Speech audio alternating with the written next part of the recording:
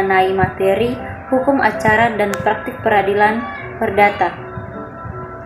Pada kesempatan kali ini, saya akan membahas materi pertama, yaitu surat kuasa. Surat kuasa ini diatur dalam buku 111 KUH Perdata, HIR, dan RPG sebagai salah satu syarat dalam pengajuan gugatan yang diwakilkan oleh seorang advokat atau penasihat hukum. Dalam KUH Perdata, surat kuasa diatur dalam pasal 1792 menurut R. Subekti yang berbunyi, pemberian surat kuasa adalah suatu persetujuan dengan mana seorang memberikan surat kekuasaan kepada orang lain yang menerimanya dan atas namanya menyelesaikan surat kuasa tersebut. Yang kedua, yang akan saya bahas di sini tentang jenis-jenis surat kuasa.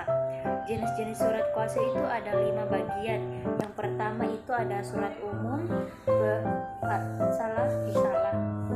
Yang pertama itu ada kuasa hukum, kuasa umum, kuasa khusus, kuasa istimewa, kuasa perantara, dan kuasa mutlak. Selanjutnya ada gugatan. Di sini saya akan bahas 2 syarat dalam gugatan. Yang pertama itu ada syarat sita. Yang pertama, sita jaminan terhadap barang miliknya sendiri. Yang kedua ada sita jaminan terhadap barang milik debitur. Yang kedua itu yang selanjutnya ada syarat gugatan. Syarat gugatan di sini ada 3 bagian, yaitu yang syarat material itu ada 3 bagian. Yang pertama, identitas para pihak. Kedua, dasar-dasar gugatan. Yang ketiga itu ada petitum. Kemudian selanjutnya adalah syarat formil.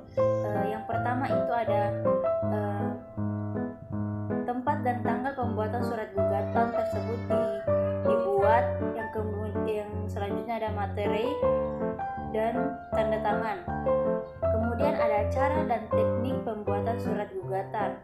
Yang pertama itu langkah-langkah persiapan, fundamental, petensi atau posita, kemudian petitum, kemudian bentuk format surat gugatan, pencabutan surat gugatan, yang terakhir itu ada perdamaian dalam persidangan. Materi selanjutnya yaitu prosedur dan proses beracara di pengadilan negeri dalam perkara perdata.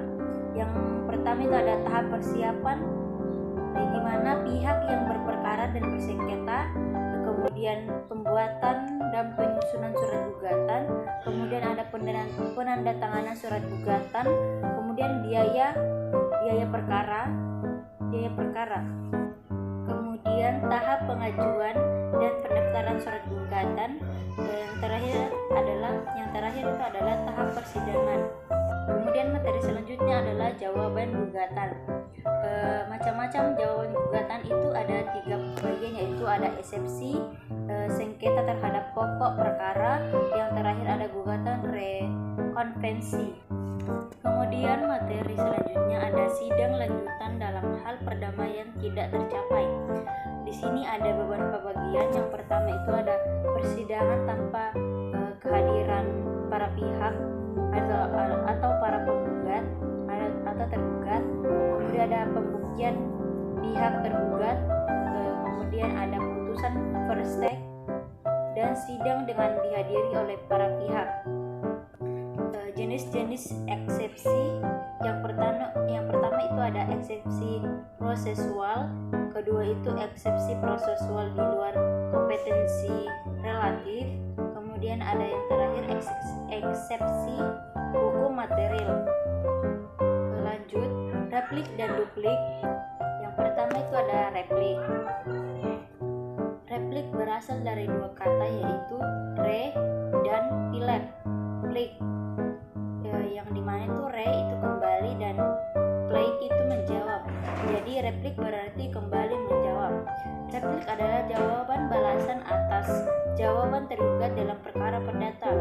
Replik ini harus disesuaikan dengan kualitas dan kuantitas jawaban tergugat.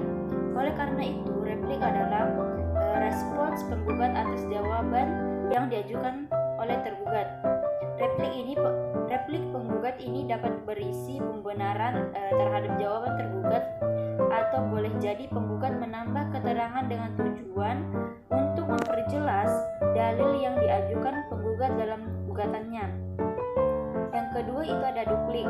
Duplik adalah jawaban dari tergugat atas replik yang diajukan oleh penggugat.